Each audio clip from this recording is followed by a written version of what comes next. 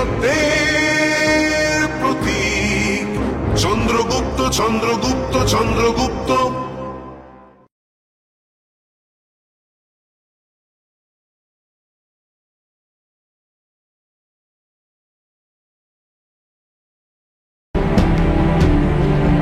আরে কেউ আছেন? আরে কেউ দরজাটা তো খুলুন, আমাদের আমাদের সাহায্য তো কেউ করুন। দরজা খোলো, কেউ তো আমাদের সাহায্য করো, কেউ তো শোনো আমাদের কথা।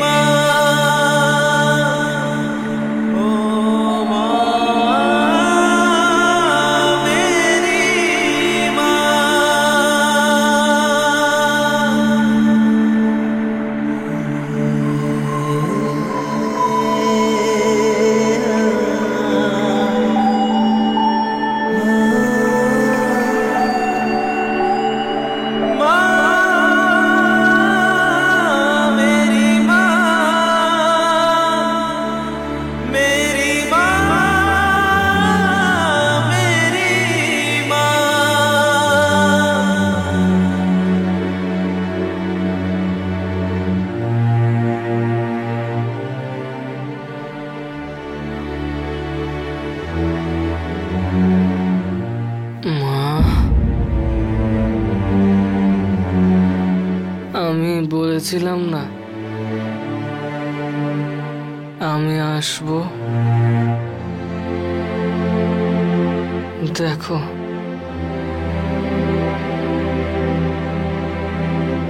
আমি আমি চলে এসেছি। মা মা আমার আমার কাছে এসো। আমার কাছে এসো।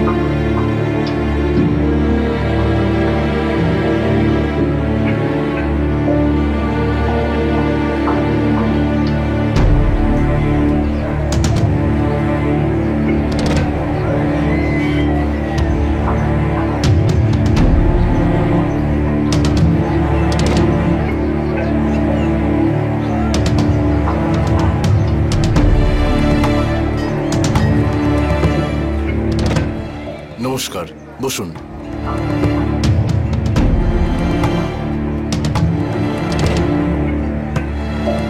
তক্ষশিলায় আমার আত্মীয়কে একটা খবর পাঠাতে চাই আমি।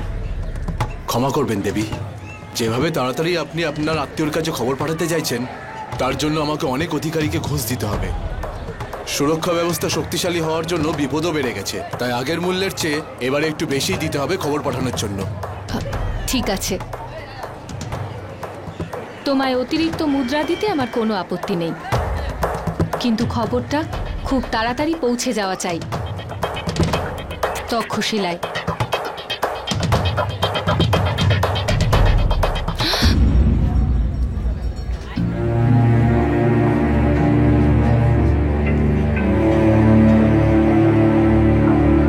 গুপ্তচর আমার পিছনে? এই নিন।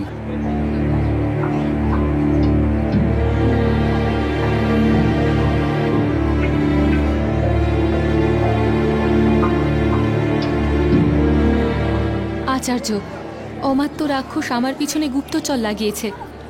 হতে পারে খুব তাড়াতাড়ি আমার আসল পরিচয় জেনে যাবে। রক্ষা করুন।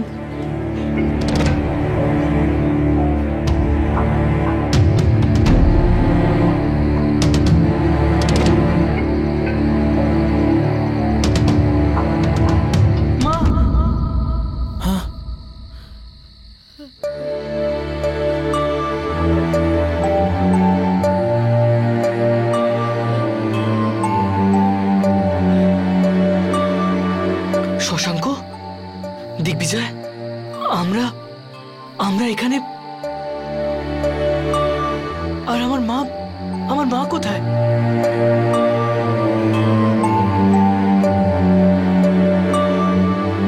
মা এখানে নেই চন্দ্রগুপ্ত। যখন তুমি কুয়োর বিষ জল পান করে ছটফট করছিলে আর পুরো গ্রামে আমাদের সাহায্য করার মতো কেউ ছিল না, তখন এই বৃদ্ধা দিন রাত জেগে তোমার সেবা করেছে, সুস্থ করেছে। আজ যে তুমি বেঁচে আছো সেটা এনার দৌলতেই।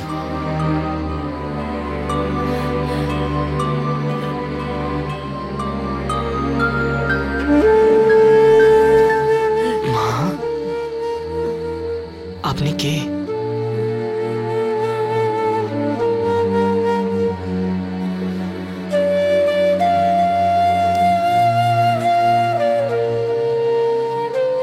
আমাদের এত স্নেহ আর ভালোবাসা দিয়েছে যে তুমি ওনার নিজের সন্তান।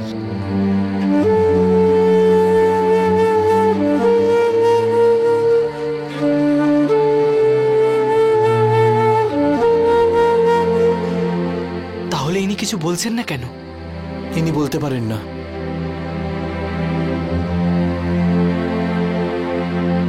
কারণ উনি বোবা।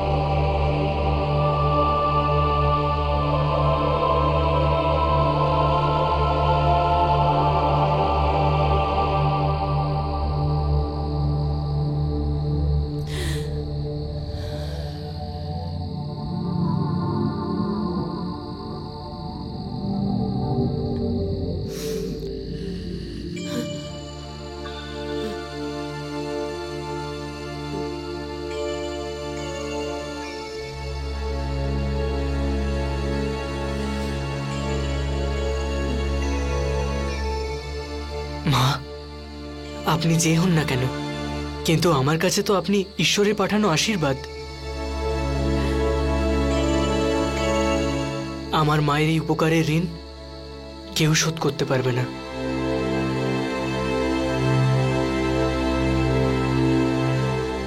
কিন্তু আপনার এই পুত্র নিজের মন থেকে প্রণাম জানাচ্ছে।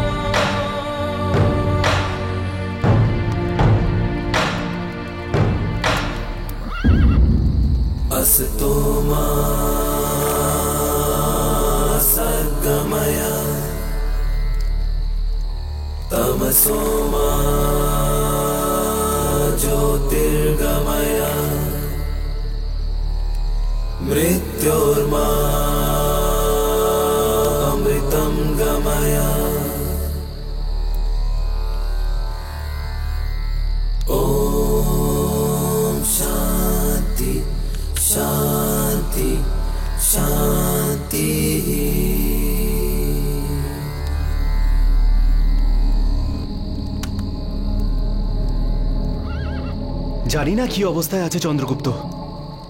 এরকম একটা পরিস্থিতির মধ্যে ও এখন কেমন আছে? ঠিকই বলছো তুমি ভদ্রভট্ট। কখনো কখনো তো আমার মনে হয় যে আমি আচার্যকে চিনি আদেও না, চিনি না। কত কিছু হচ্ছে চন্দ্রগুপ্তের সাথে, কিন্তু আচার্য নির্বাক হয়ে ধ্যানে মগ্ন হয়ে আছেন।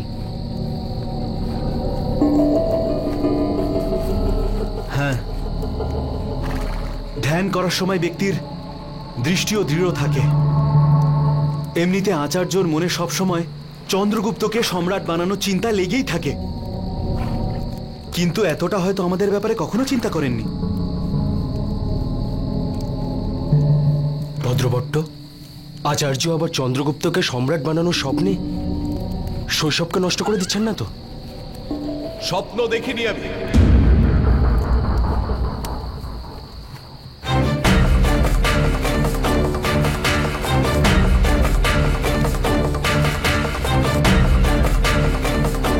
দুঃখ হয় আমার তোমাদের কথা ভাবলে। এত বছর আমার সঙ্গে রয়েছো, কিন্তু বুঝতে পারোনি আমাকে। অখণ্ড ভারত অন্য কারুর স্বপ্ন হতে পারে, কিন্তু আমার কাছে প্রতিজ্ঞা, আমার শপথ, আমার সেই শপথ যাকে পূর্ণ করাই উদ্দেশ্য আমার। আর আমি যখন কোনো শপথ গ্রহণ করি, তখন সেই শপথ স্বপ্ন থেকে বিচার, আর বিচার থেকে সত্যের যাত্রা হয়ে ওঠে। তোমরা বুঝতে পারছো না আমার এই যাত্রা, তাই দুঃখ হয় আমার। আর কে বলেছে যে আমি চন্দ্রগুপ্তের ব্যাপারে ভাবি না? ভাবি, কিন্তু সেভাবে নয় যেভাবে লোকে কোনো সাধারণ বালকের ব্যাপারে ভাবে। কারণ ও সাধারণ নয়। যদি হতো তাহলে আজ আমরা এখানে দাঁড়িয়ে ওর বিষয়ে আলোচনা করতাম না। নিয়তি চন্দ্রগুপ্তকে সম্রাট হওয়ার জন্যই বানিয়েছে, আর আমি ওর গুরু। আর তাই গুরু হওয়ার কর্তব্য পালন করছি আমি। পথভ্রষ্ট হওয়ার আগে সঠিক পথ দেখাচ্ছি আমি, যাতে নিয়তি ওর জন্য যা লিখেছে সেটা পাওয়ার যোগ্য হয়ে ওঠেও।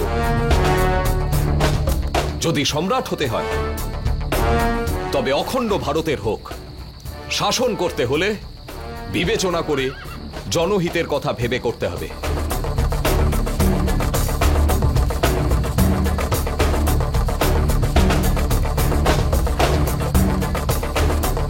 এখন যাও, গিয়ে ঘুমিয়ে পড়ো। কাল আমাদের এই এলাকার অন্তিম গ্রাম টাপলি অবধি পৌঁছতে হবে। আজ্ঞে আচার্য।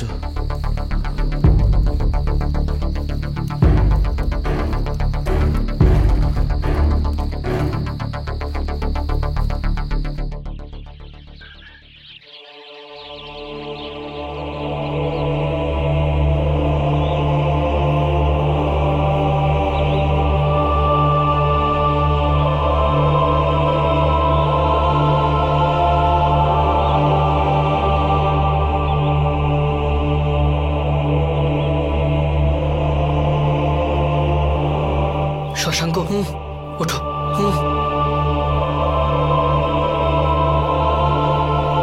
ওঠো দিগ্বিজয়। বন্ধুরা, আমাদের এখান থেকে যাওয়া উচিত। হ্যাঁ ঠিক আছে, কিন্তু তুমি নিজের মাকে বাঁচানোর পর্যাপ্ত শক্তি আমি পেয়ে গেছি। তাহলে ঠিক আছে, দেরি কিসের জন্য? চলো।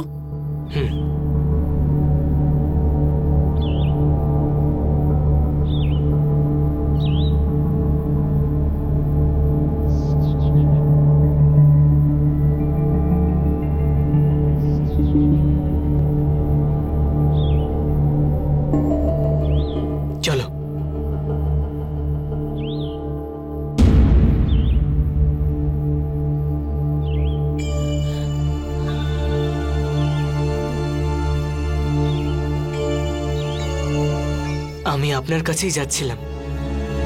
আপনি এমন কঠিন পরিস্থিতিতেও আমাকে এখানে আশ্রয় দিয়েছেন, আর তার কাছে ধন্যবাদ খুবই ছোট শব্দ মাত্র। কিন্তু এখন আপনি অনুমতি আর আশীর্বাদ দিন মা।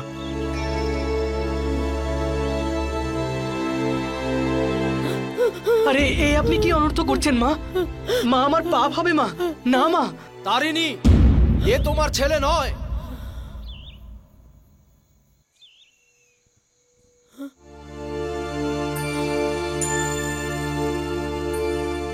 আমি ভুবন, এই অভাগিনীর স্বামী। তুমি তো আমাদের অতিথি, তুমি আমাদের এই ঘরকে পবিত্র করেছো। তোমাকে অনেক অনেক ধন্যবাদ। ধন্যবাদ তো আমার আপনাদের বলা উচিত।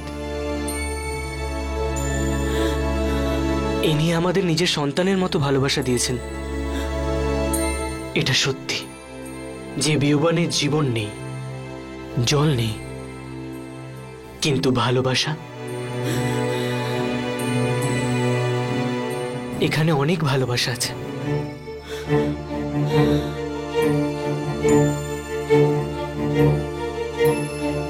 কিন্তু কিন্তু ইনি এত দুঃখী কেন? আমাদের তো এখান থেকে যেতেই হবে না? আর ইনি তারিণী, তুমি বিশ্রাম করো, এরা কোথাও যাবে না।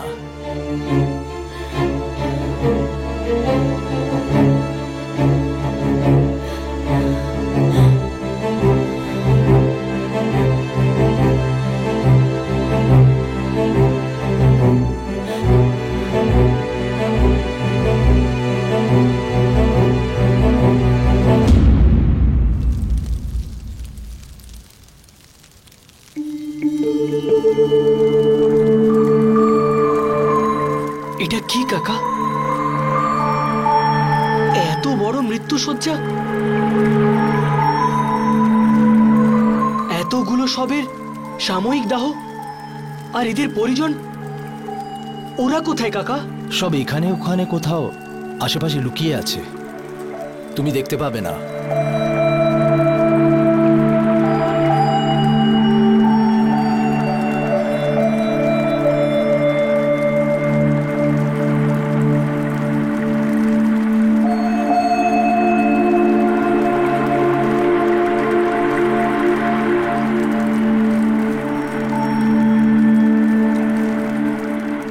এখানে শায়িত আছে আমার পুত্র অন্তর, 12 বছর বয়সে।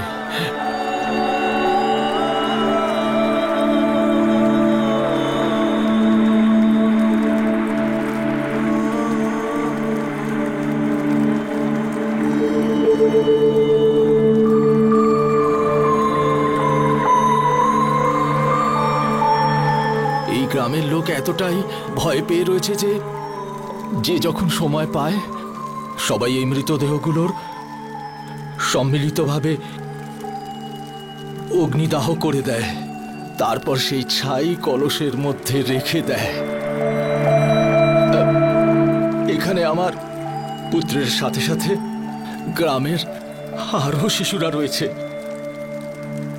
যারা ছাই হয়ে এই কলসে বিশ্রাম করছে।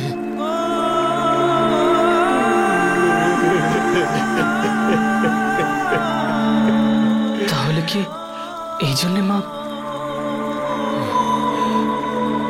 আগলি এখনো নিজের ছেলের হত্যার নির্মম আঘাত থেকে বেরিয়ে আসতে পারেনি? তোমার মধ্যে ও নিজের ছেলেকে খুঁজে পেয়েছে, তাই জন্য। আর ওনার কথা বলার ক্ষমতা কি করে গেল? চোখের সামনে নিজের ছেলের মৃত্যুর আওয়াজ শুনে ওর গলার স্বর চলে গেছে।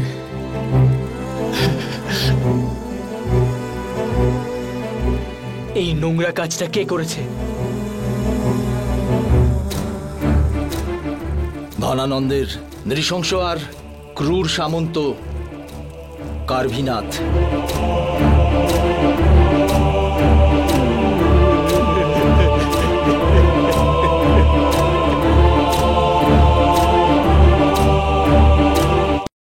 অমাত্য প্রমুখ, আমরা চিত্ররূপাকে বন্দি কেন করছি না? আমরা কিসের জন্য এত অপেক্ষা করে আছি? উচিত সময়ের জন্য। চিত্ররূপাকে বন্দি বানিয়ে কি হবে? সে তো স্বয়ং বিরাট রাজদ্রোহী ষড়যন্ত্রের ছোট একটা অংশ মাত্র। এই খেলাটাকে তক্ষশিলা থেকে পরিচালনা করছেন চাণক্য। সেই হলো আসল অপরাধী। আমি চিত্ররূপাকে চাণক্যের সঙ্গে হাতে নাতে ধরে বন্দি বানাতে চাই, যাতে মহারাজও বুঝতে পারেন সম্রাট যদি কারোর সঙ্গে অন্তরঙ্গ সম্পর্ক করতে চান তাহলে তার সুরক্ষা যিনি পরিচালনা করেন তার পরামর্শ নিতে হয়। আর এটা কেবলমাত্র মহারাজের সুরক্ষার জন্যই নয়, মগধের সুরক্ষার জন্য। মনে রেখো,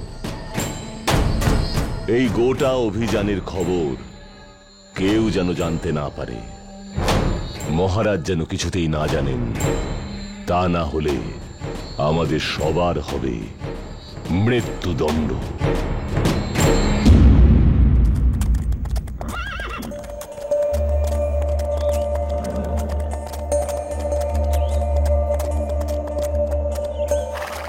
দাঁড়াও।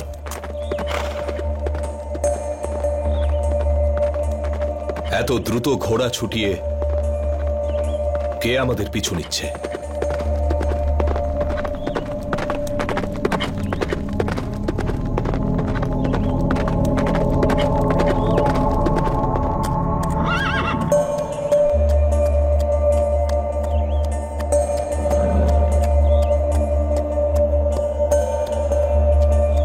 প্রণাম আচার্য। আপনার যাত্রার দিশা আর গন্তব্যের সংকেত দেওয়ার জন্য ধন্যবাদ আচার্য। মগধ থেকে আপনার জন্য স্বর্ণ মুদ্রা নিয়ে এসেছি।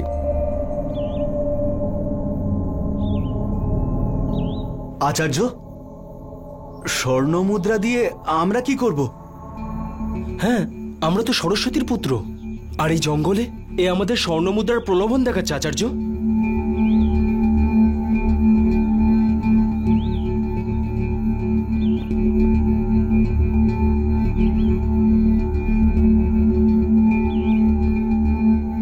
এটা অমাত্যের ষড়যন্ত্রের সূচনা।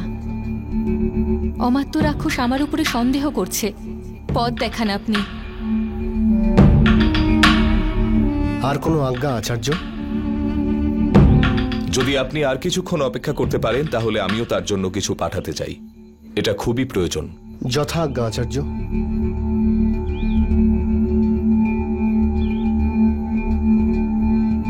পুরুষতত্ত্ব? হ্যাঁ আচার্য। লেখো। যদি অমাত্য রাক্ষস সন্দেহ করে থাকে তবে স্বীকার করে নাও তুমি একজন গুপ্তচর। আচার্য, এ আপনি কি সংবাদ পাঠাচ্ছেন? এভাবে তো চিত্ররূপা। কম কথা বললে শক্তি বাঁচে ভদ্রভট্ট।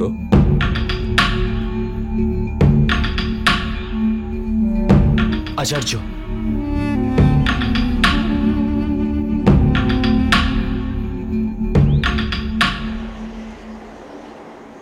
উনি সবার সামনে অঙ্গদকে গ্রামের কুয়োর বিষাক্ত জল পান করার জন্য বাধ্য করেছিলেন। কিন্তু যখন পুরো গ্রাম দেখছিল তখন উনি কেন কিছু করলেন না? কার্ভিনাথের সামনে যেখানে বড় বড় রাজারা কিছু বলতে পারেন না, তো নির্বোধ গ্রামবাসীরা কি বলবে?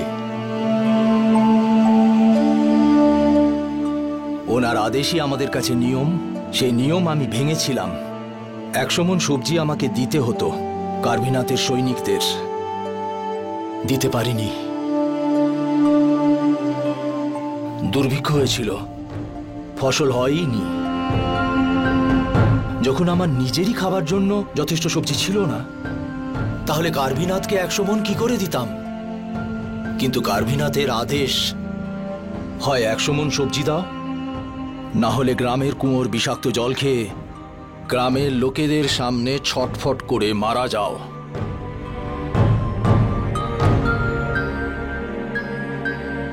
এটা তো অন্যায় কাকা। যখন ফসলই হবে না তখন আপনারা ধনানন্দকে কর কিভাবে দেবেন? আর এত ছোট একটা কথা, ধননন্দের ওই মূর্খ সৈনিক কার্বিনাথ বুঝতেই পারলো না? জানি না, কিন্তু কাল ভোর হওয়ার সাথে সাথেই কার্বিনাথের সৈনিকরা আসবে 100 মণ সবজি নিতে।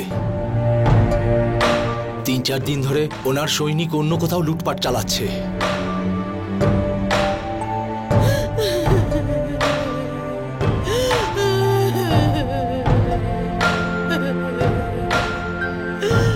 এই কান্নার আওয়াজটা কোথা থেকে আসছে কাকা? আর আর কাউকে দেখতেও তো পাচ্ছি না। এসো আমার সাথে।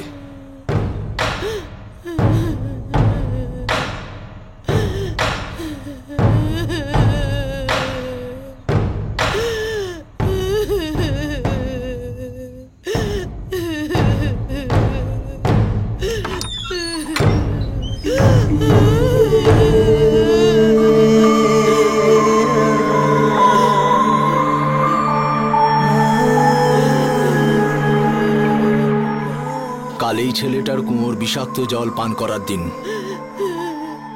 কর জোগাড় করতে পারেনি, তাই জন্য সে কাঁদছে। শেষ দিন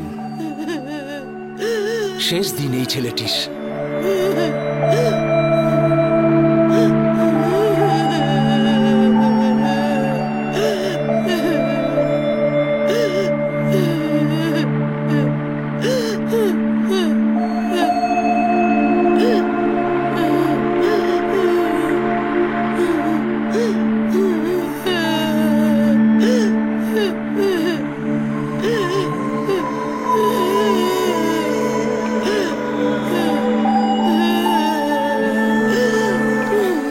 পালিয়ে কেন যাচ্ছেন না? পালিয়ে আমরা কোথায় যাব? চারিদিকে বহুদূর কোনো জনবসতি নেই, আর পালাবই বা কেন? এটা পূর্বপুরুষদের গ্রাম। বহু বছর এই জমিতে আমরা চাষ করেছি, এখানেই জন্ম নিয়েছি, আর এই জমিতেই মরব। নিজেদের গ্রাম ছেড়ে কোথায় যাব?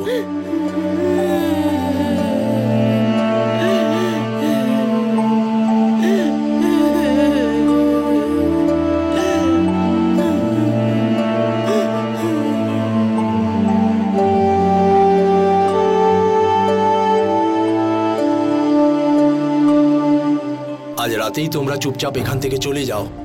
ভোর হলেই ধননন্দের সৈনিকরা চলে আসবে। তারিণীকে আমি বুঝিয়ে বলবো। আর হ্যাঁ, তারিণী ঘুমিয়ে পড়লেই তোমরা সবাই বেরিয়ে যেও, না হলে ও তোমাদের যেতে দেবে না, শুধু শুধু কান্নাকাটি করবে। কিন্তু যখন গ্রামে সবাই লুকিয়ে আছে, আপনি কেন লুকোচ্ছেন না?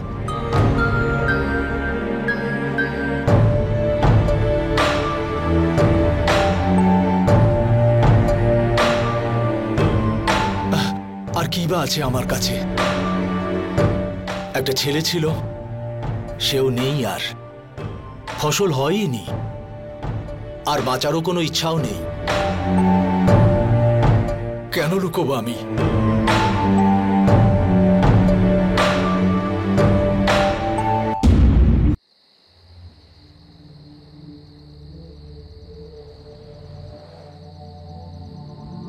চন্দ্রগুপ্ত, চন্দ্রগুপ্ত, চলো, যাবে না নাকি?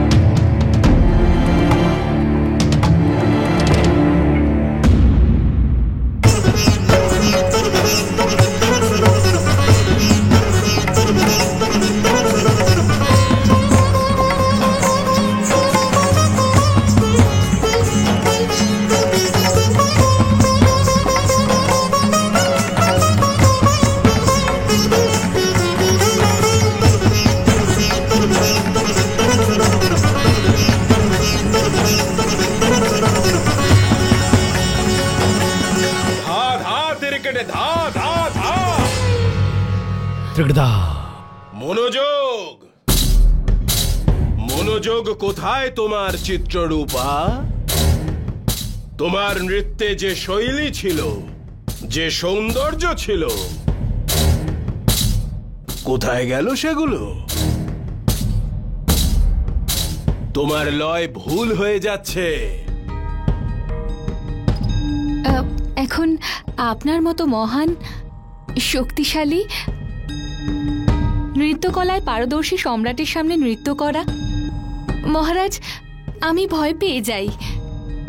আর সেই ভয় থেকেই মহারাজ কখনো কখনো তাল কেটে যায়। ধা ধা তেরে কেটে ধা। কিন্তু তোমার এটা কেন মনে হলো যে আমি তোমার ভুলগুলো ধরতে পারবো না? তোমার অজুহাত ধরতে পারবো না? কখনো লয় ভুলে যাচ্ছ, কখনো তাল কেটে যাচ্ছে, আর তার উপরে মিষ্টি মিষ্টি বাহানা বানাচ্ছ। বোকা ভেবেছ নাকি আমাকে? তুমি খুব খারাপ নৃত্য করো। কোথায় গেল সেই চিত্ররূপা, যার লয় কখনো ভুল হতো না, যার পায়ের তাল আমার মনকে প্রফুল্ল করে দিত? কোথায় গেল সে? মহারাজ, মহারাজ, আমি আপনাকে কিছু বলতে চাই। ধা ধা ধিন্দা ধা ধা ধিন্দা ধা ধা। তাহলে বলো, যা বলতে চাও খুলে বলো আমায়। এতটা দূরত্বে বলতে পারবো না, গুপ্ত কথা আপনার কানে কানে বলতে চাই। আপনার কাছে যাওয়ার অনুমতি দিন মহারাজ। ও টিকিট দাও, তাহলে এসো চিত্ররূপা, আমার কাছে এসো, আমার কানের মধ্যে মধু ঢেলে দাও। এসো।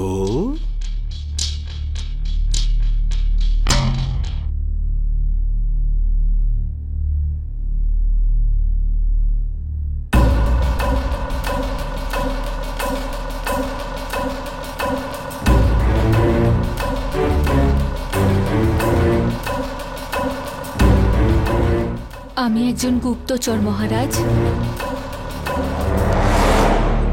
আর চাণক্য আমায় পাঠিয়েছেন আপনার কাছে।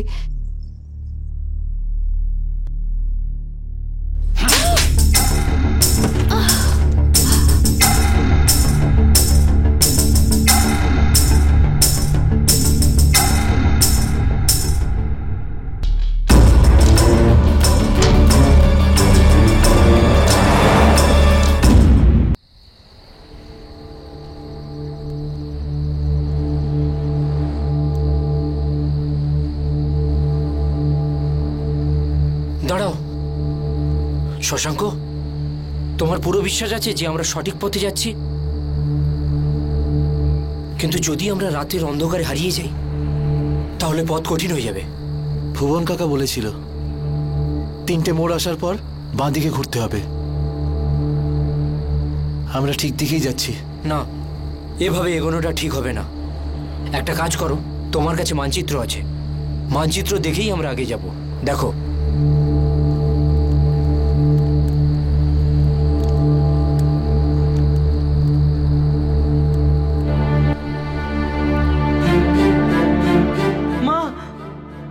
তখন এই বৃদ্ধা দিন রাত জেগে তোমার সেবা করেছে, সুস্থ করেছে।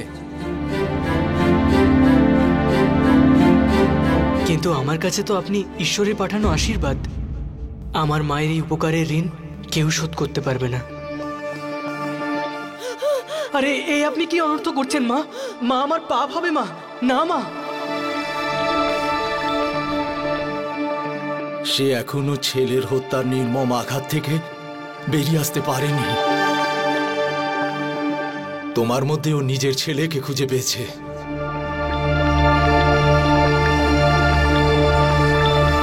মানচিত্র অনুসারে আমরা ঠিক পথেই যাচ্ছি।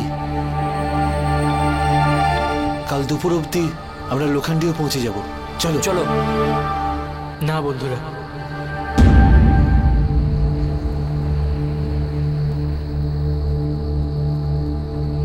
প্রথমে আমাদের দাবলি গ্রামের অসহায় লোকেদের, তারিণী মায়ের আর ভুবন কাকার সাহায্য করতে হবে।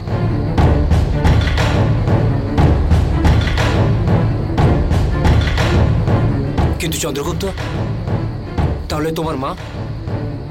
আচার্যের অনুমতি ছাড়া গুরুকুল থেকে পালিয়ে যাওয়ার অপরাধটাই যথেষ্ট। আর এখন যদি আমি আমার জীবন যিনি বাঁচিয়েছেন তারিণী মায়ের মনের কষ্টই যদি দূর করতে না পারি, তাহলে হয়তো আমার নরকেও ঠাঁই হবে না। না বন্ধুরা, আমরা প্রথমে দাবলিবাসীর সাহায্য করব। কার্বিনাথের সৈনিকরা ওদের ওপর আক্রমণ করে দেওয়ার আগে আমাদের ওখানে পৌঁছতে হবে।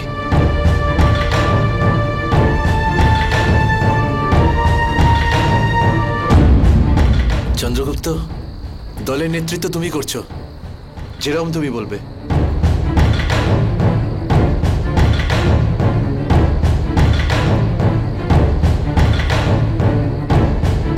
তাহলে চলো বন্ধুরা, যত তাড়াতাড়ি সম্ভব দাবলি পৌঁছতে হবে।